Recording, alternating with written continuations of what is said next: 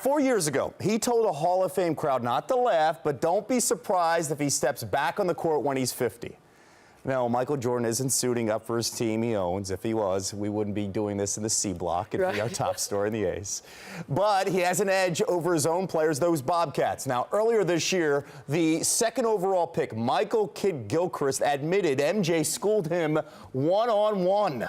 Well, of course he did. That's a lot of knowledge there, Yeah. a lot of skills. That never goes away, right? And when Michael talks, well, pretty much everybody listens. In anticipation of today's release of NBA 2K14, MJ sat down with the game's creators to discuss all manner of all things basketball.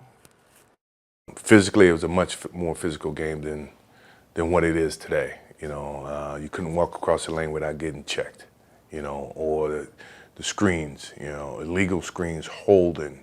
You always had to pay a price. You know, be it if you were aggressive and you were a gun-ho guy and you go in with the understanding that I'm gonna get hit, I'm gonna pay the price, but you know, that's part of the game. You know, I'm not gonna be afraid to go inside.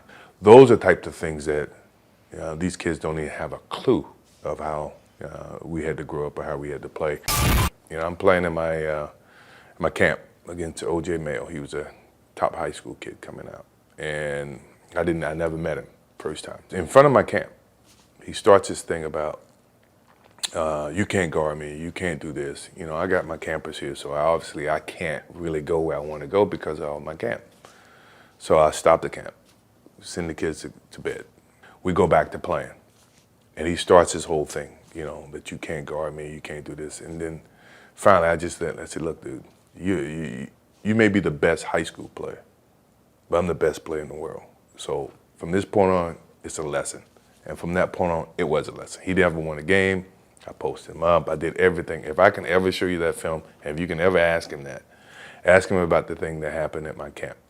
If I was in my prime, who would I want to play one-on-one with? That list is very long. I start off with Jerry West, Elgin Baylor, Kobe Bryant in his prime, LeBron in his prime, D-Wade in his prime, Melo. That's a good start. Yeah. I don't think I lose.